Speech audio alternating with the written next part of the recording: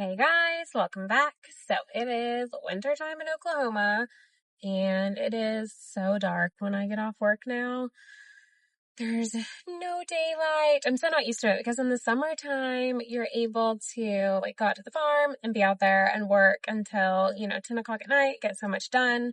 And now that we're in winter, I can't get anything done. So it's pitch black outside. You can see Christmas lights on passing.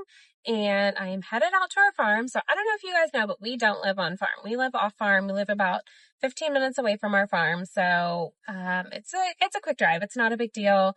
So I needed to feed our chickens. So I'm going to run out, feed our chickens, and then I got a tray of Snapdragons in the mail today. So I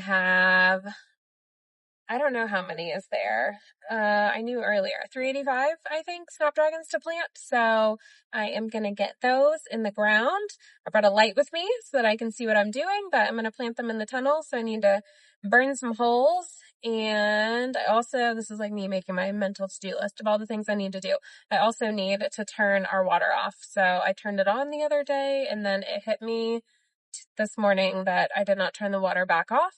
And I need to turn it off because I don't necessarily want our drip systems running in the middle of winter all the time.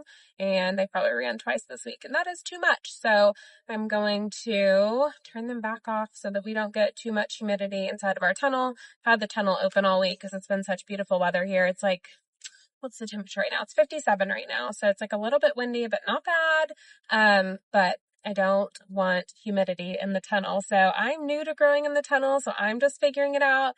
And I feel like the thing I'm most nervous about is disease pressure in the tunnel due to the open and closing. So I'm trying to make sure that we're staying on top of it, but I'm nervous about it because it's just all new to me and I'm learning. So anyways, I will try to remember to bring y'all along once I get out to the farm. I'm going to make a quick pit stop at a farm store to get chicken feed. A quick pit stop for some dinner for me because I am hungry.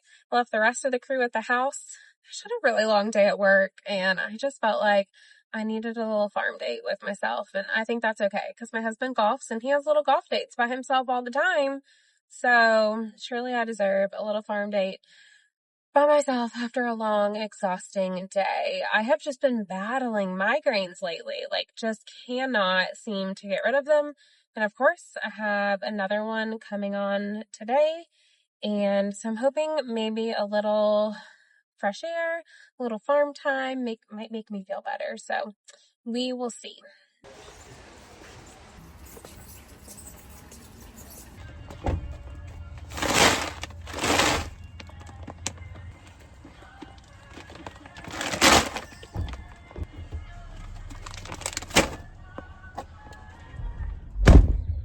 I am in the chicken coop feeding the chickens. They're going crazy.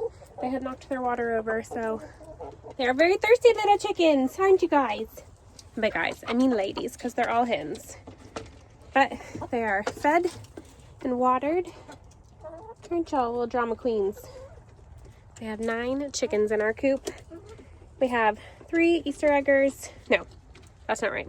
Yeah, 3 Easter eggers, 2 olive eggers, 1 something that I don't know what it is because it was labeled as an olive egger and it wasn't. And then we have 2, I think, barred rocks, the black and white ones.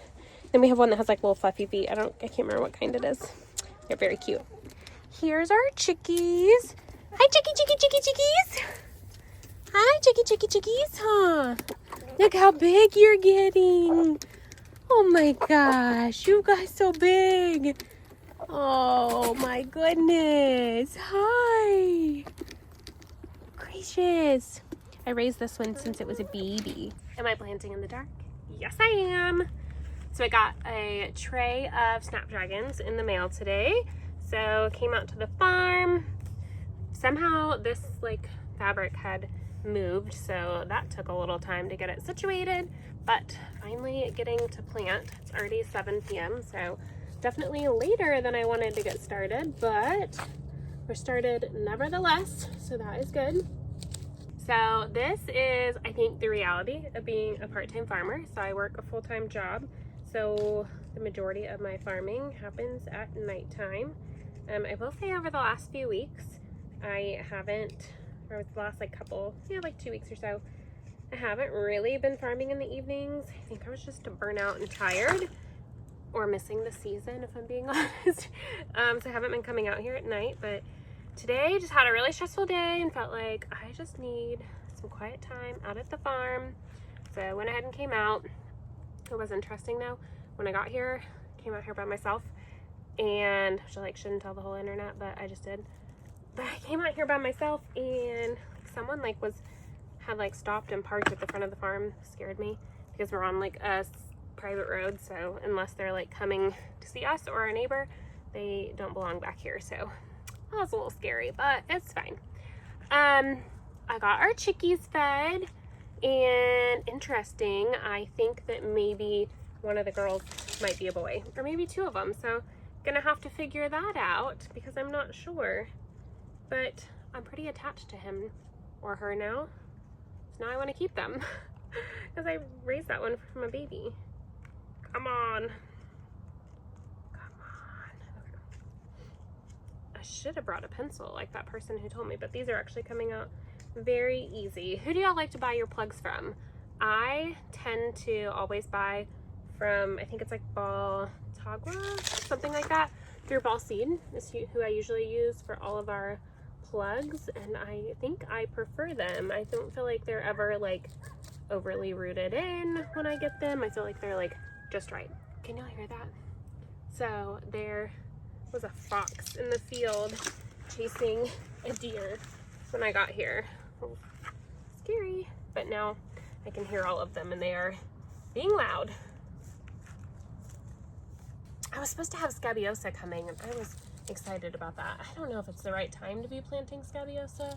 I think it is. I think it's in Lisa Mason Ziegler's book, so I think for me in Oklahoma it's fine. I've never grown it before, so it's gonna add scoop scabiosa for next year. I just did one tray of it just to try it. I ordered the Bonbon French vanilla. I want to try it and see if we like it. It's supposed to be super prolific, and I don't know. I don't know if y'all watched Jessie from Bear Flower Farm's video this week. She kind of freaked me out because she didn't have a prolific experience with her scabiosa. So now I'm like, shoot, maybe I'm not gonna like it, but I don't know. I'm gonna see. It's gonna go in our other high tunnel though when it gets here, so it's kind of okay that it ended up not getting here because that tunnel is not quite ready. It's getting close though. All he has left is the doors and I think the plastic and then the wiggle wire, and it is done. And he recorded the tunnel build, so he's definitely not talking in it. So fun fact, my husband is not a chatter. I'm the chatter of the family. But he did record the tunnel build, so maybe I'll post it in just like a fun to watch video. I'll just throw a voiceover over it. But he did like he captured the whole process from start to finish on this one. So that was fun. And really it's because we were trying to time ourselves to see how long, because I want to have a better record of how long labor-wise it takes us to build a farmer's friend tunnel. The way that we do it, because we do it a little bit different than what's suggested. We've learned now because of our Oklahoma weather and wind. So we take some extra precautions. So it makes it take a little longer when we're building it. So I wanted an accurate time frame of, you know, if I need a tunnel built, how many hours of labor will it take? So I told him that I thought it was 30. He thinks it's way less. We'll see. On the Farmer's Friend website, it says, I want to say like 8, but because we are cementing in every single post, it takes a lot longer than 8. And the reason I didn't flip my tray and dump it tonight is because as much as I want to be like, I'm going to plant all 400 of these, I don't know if I'm going to plant all 400 tonight. It might be a tonight and tomorrow night kind of thing.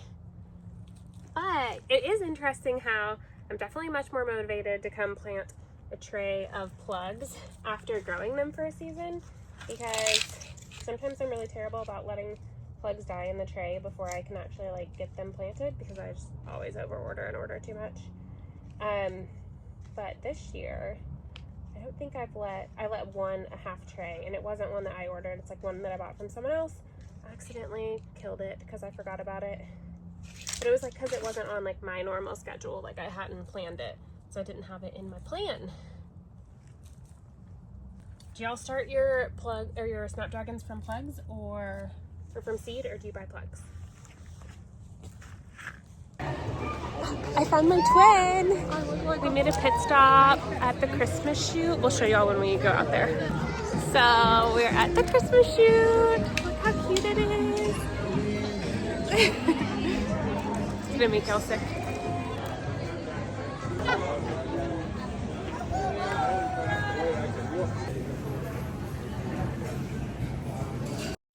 Well, I am headed back home now, so I was able to get the chickens fed. I remembered to shut off the water, and I got half of my tray of Snapdragons planted, so I feel like that was a pretty good night. I could have planted the other half, but I have an 18-year-old daughter, and she swung by the farm and showed up and needed a little mama time, so we paused our planting of Snapdragons because those can wait till tomorrow. And we went and grabbed dinner and dessert. And then we have something called the Christmas Chute in the town that our farm's in. And it's this like super cute, like full street that's like decorated for Christmas. And so I took her to the chute. She hadn't ever been before. And we went and had dessert, and it was delicious, and took her to a restaurant that I love in Sapulpa, but she had never tried it. So we had a great girls' night out, and now I'm headed back home to see the rest of the kids and see my hubby, and I will see y'all in the next one. See you guys.